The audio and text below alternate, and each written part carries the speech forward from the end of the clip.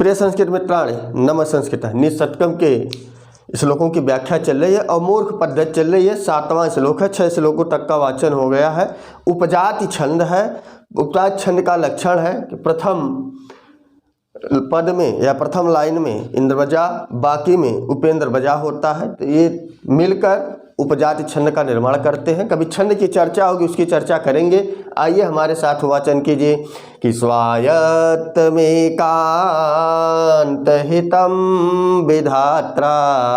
बोलिए हमारे साथ, स्वायत्त में कांत हितम विधात्रा विनिर्मितं छादनमग्यताया विशेषतः सर्वविदाम समाजे विशेषतः सर्वविदाम समाजे विभूषणं मौनं पंडितानाम। तो इसमें बताया गया कि मूर्खों का लक्षण क्या, क्योंकि मूर्ख पद्धति ही चल रही है।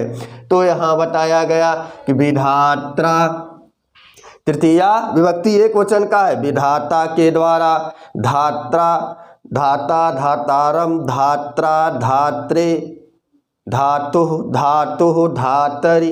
तो ये रूप चलता है उसी तरह। तो विधात्रा भी उपसर्ग लग गया कि विधाता के द्वारा अर्थात ईश्वर के द्वारा। विधात्रा अपंडिता नाम, मूर्खों के लिए, मूर्खों के, अपंडिता नाम मूर्खों के, स्वायत्तम और अपने अधीन। आयत्तम माने होता है अधीन, लेकिन स्वायत्तम माने जो अपने अधीन हो। तो स्वायत्तम अपने अधीन या अपने हाथ में रहने वाले, एकांत हितम अत्यंत हितकारी। एक एक अर्थ जानते रहिए कि विधात्रा विधाता के द्वारा, अपंडिता नाम मूर्खों के, स्वायत्तम अपने अधीन या अपने हाथ में रहने वाले या अपनी इच्छा के अनुसार, एकांत हितम नितांत आवश्यक या अत्यंत हितकारी। क्या बताया? मौनम, मौन को बताया। क्लियर है, देख लीजिए। विधात्रा अपंडिता नाम स्वायत्तम एकांत हितम मौनम। विधाता के द्वारा अपंडितों के लिए, जो विद्वान नहीं है, जो मूर्ख हैं, उनके लिए, स्वायत्तम अपने अधीन या अपने वश में रहने के लिए या अपने वश में, एकांत हितम अत्यंत हितकारी कार्य बताया। मौनम, मौन ही मूर्खों के लिए एक अत्यंत हितकारी कार्य है। तो ही चीज यहाँ बताया गया कि विधात्रा पंडितानाम स्वायत्तम एकांत हितम मौनम। के हमारे जो ईश्वर हैं, जो विधाता हैं, जो ब्रह्मा जी हैं, उन्होंने मूर्खों के लिए, अपंडिता नाम मूर्खों के लिए एकमात्र उपाय बताया जो उनके हित में है, जो उनके अधीन में है, कि स्वायत्तम जो उनके अधीन है, एकांत हितम ये जो अत्यंत हितकारी है उस मूर्ख के लिए, मौनम मौन ही उसके लिए हितकारी है। मौनम यहाँ से ले लो अज्ञाताया, अज्ञताया कि मूर्खों के लिए छादनम विनिर्मितम।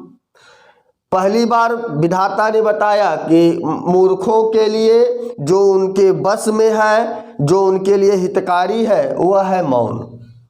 और बताया कि वह मौन जो है अज्ञाताया, अज्ञताया अर्थात मूर्खों के लिए, छादनम आवरणम विनिर्मितम अर्थात बनाया। विनिर्मितम माने बनाया।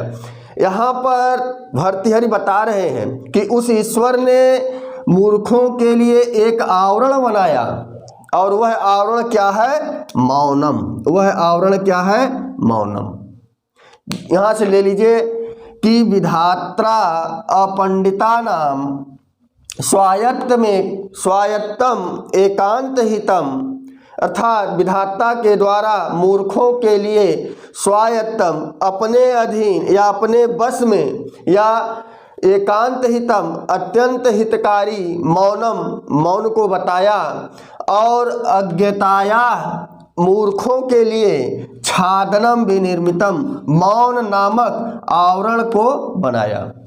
कि यदि मूर्ख व्यक्ति को यदि अपनी मूर्खता न दिखानी हो तो सबसे अच्छा गुण है कि वह मौन रहे। वह अगर अपंडित लोग अपनी अपंडिता को, अपनी अज्ञानता को छुपाना चाहते, अपनी मूर्खता को छुपाना चाहते हैं तो उन्हीं के बस में है। इसीलिए स्वायत्त में बताया गया कि यह उन्हीं के बस में है, उन्हीं के अधीन में है। जो उनके लिए हितकारी है वह है मौन, वह शांत हो जाए। और बताया कि जो वह मूर्खों के लिए है वह छादनम विनिर्मितम, वह एक आवरण बता रहे हैं कि मौन रूपी आवरण का उन्होंने बनाया है ईश्वर ने। कि यह मौन का जो आवरण की रचना की है उस विधाता ने, कि मूर्ख व्यक्ति है उसे मौन नामक आवरण की रचना की। कि अगर मूर्ख व्यक्ति है वह मौन धारण कर ले तो उसकी मूर्खता छिप जाएगी। क्लियर हो गया। और देख लीजिए कि दिया है सर्वविदाम, अर्थात विद्वानों की सभा में, अर्थात सर्वविदाम समाजे, समाजे माने सभा में, सर्वविदाम माने जिस जब सभा में, जिस समूह में सारे लोग विद्वान हो, ऐसी सभा में विशेषतः विशेष रूप से विभूषणम, वह आभूषण बन जाता है। क्या बन जाता है? मौनम। सर्वविदाम समाजे विशेषतः मौनम विभूषणम, विद्वानों की सभा में, अर्थात ऐसा समूह जिसमें सभी विद्वान हो, विशेष रूप से मौन उनका आभूषण बन जाता, उनकी सुंदरता बन जाती, उनकी मूर्खता का पता नहीं चलता यदि वे मौन रहे। क्लियर हो गया? अर्थ समझ में आ गया? एक बार हमारे साथ वाचन कीजिए। स्वायत्तमेकांत हितम विधात्रा विनिर्मितम छादनमज्ञताया विशेषतः सर्वविदाम समाजे विभूषणम मौन पंडितानाम। तो अपंडितानाम मूर्खाणाम मौनम विभूषणम, मूर्खों का मौन रहना ही आभूषण है। मूर्खों का मौन रहना ही आभूषण है। और आभूषण कब होगा? कि सर्वविदाम समाजे, विद्वानों की सभा में, ऐसा समूह जिसमें सभी विद्वानों, ऐसी सभा में, ऐसा समूह में विशेष रूप से वह मौन आभूषण बन जाता है। और बताया कि यह तो बताया गया कि मौन के लक्षण क्या है। मौन मूर्खों को यदि अपनी मूर्खता छिपानी है तो मौन रूपी आभूषण भरतेर बताते वह मौन हो जाए। यदि विद्वानों की सभा में है वह मौन हो जाए, उनकी मूर्खता छिप जाएगी। जैसे ही बोलेंगे, जैसे ही श्लोकों की यति गति लय थोड़ा सा भी गलत पढ़ेंगे तुरंत विद्वान पकड़ लेगा कि यह अपंडिता नाम है, अर्थात यह मूर्ख है। इसे लय का, यति का, गति का थोड़ा सा भी ज्ञान नहीं है।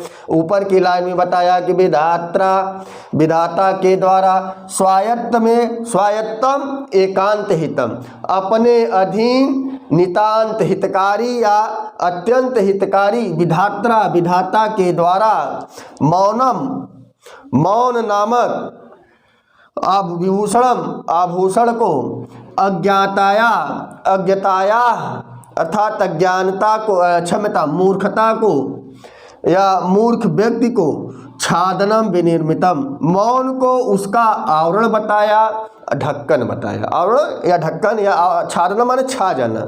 यदि अपनी मूर्खता को छिपाना है तो मौन रूपी छादन की रचना उस विधाता ने बनाई।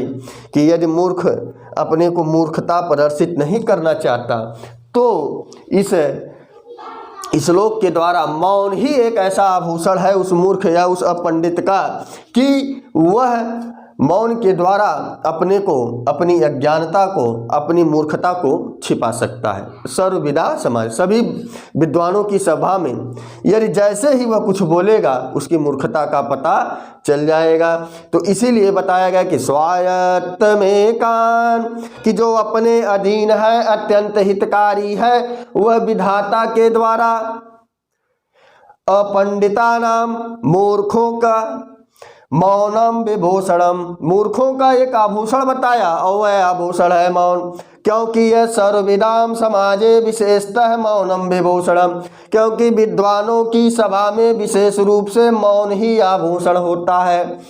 और बताया कि विधाता के द्वारा मूर्खों के लिए छादनम विनिर्मितम, अर्थात कैसा छादनम, मौनम छादनम विनिर्मितम, मौन रूपी आवरण की रचना की या बनाया। मूर्खाणाम अर्थात मूर्खों, जो मूर्ख हैं उनका छादन है मौनम, और छादनम मौनम विनिर्मितम, छादन रूपी अर्थात आवरण रूपी मौन की रचना की। क्लियर हो गया। आप किसी प्रकार से इसका अर्थ निकाल सकते हैं। और बताया गया कि पहली लाइन में इंद्र बजा है और 3 में उपेंद्र बजा है, तो यह लक्षण उपजाति का होता। उपजाति का कोई ऐसा लक्षण नहीं है, ये 2 छंदों से मिलकर बनता है कि शाद इंद्र वज्रा, ये सूत्र का लक्षण है। और उपेंद्र बजा है, अगर यह देखिए, अगर यह अक्षर पहला सब दीर्घ हो जाते तो इंद्र बजा हो जाता। वाह है दीर्घ है पहला अक्षर, लेकिन यह वी वी वी ये तीनों लघु है, इसीलिए ये उपेंद्र बजा हो गया। अगर ये पहला दीर्घ हो जाता तो ये इंद्र बजा का लक्षण हो जाता। ज़्यादा विशेष अंतर उपेंद्र बजा इंद्र बजा में नहीं है। कभी छंद की चर्चा करेंगे या उसके वीडियो बनेंगे तो उसकी वहाँ पर चर्चा करेंगे। वीडियो कैसी लगी कमेंट बॉक्स में बस बताइए। एक बार हमारे स्वात वाचन कीजिए। स्वायत्तमेकांत हितं वेदात्रा विनिर्मितं छादनमज्ञताया विशेषतः सर्वविदां समाजे विभूषणं मौनम पंडितानां। तो बस आज के लिए इतना ही। नमः संस्कृताय। शुभ संध्या, शुभ रात्रि।